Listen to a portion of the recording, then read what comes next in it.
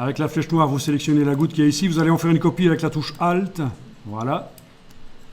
Et cette copie, on va aller un peu la modifier. On va juste faire quelques spirales dedans. On va tester ça. Vous avez des outils de déformation qui sont là, derrière l'outil largeur.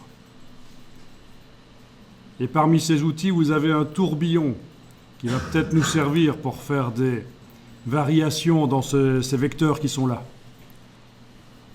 Si vous positionnez la brush à côté sur le vecteur là et vous enfoncez, ça fait un tourbillon. Un peu trop rapide, j'annule. Je clique juste. Ça va un peu vite, hein.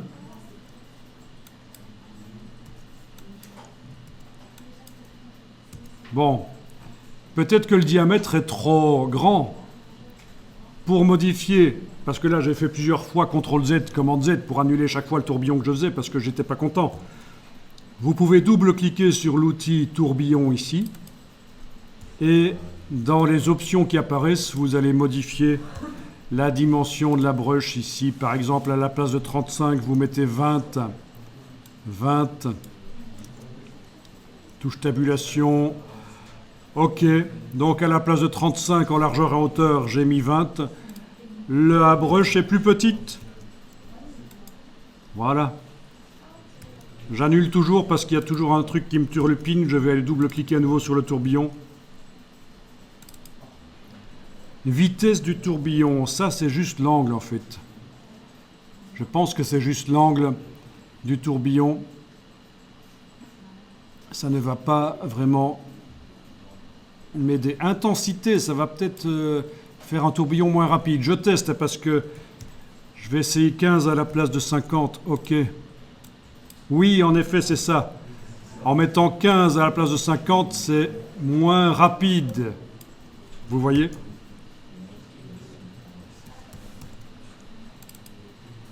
Donc, vitesse du tourbillon, c'est juste l'angle du tourbillon. Si vous mettez à moins 40 au lieu de 40, il va aller dans l'autre sens en fait. Il sera dans le sens inverse. La spirale sera dans le sens inverse. Oui, 42, c'est bon aussi. Donc, l'intensité, je vous conseille de la diminuer parce que il va trop vite. J'ai mis 15 à la place de 50. La vitesse, c'est vous qui voyez. Sachez juste que si vous voulez qu'il aille dans l'autre sens, il faudra mettre négatif. Voilà. Là, en négatif, j'ai un tourbillon qui va dans le sens des aiguilles d'une montre. Et si je suis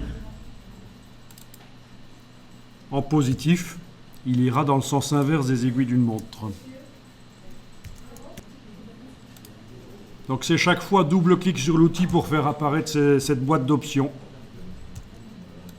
Voilà, dans le sens inverse des aiguilles d'une montre. Ok. Et vous faites des tests comme ça. On va tester, tiens, qu'est-ce que ça donne, cette brush. Cette brush, si on utilisait cette brush à la place de l'autre, qu'est-ce que ça donnerait? Ceci, d'abord, dans un premier temps, là en bas. Et qu'est-ce que ça donnerait quand ça ira sur l'ours? C'est un peu moche. Ça ressemble à un virus, mais c'est pas grave. On est habitué. Ok.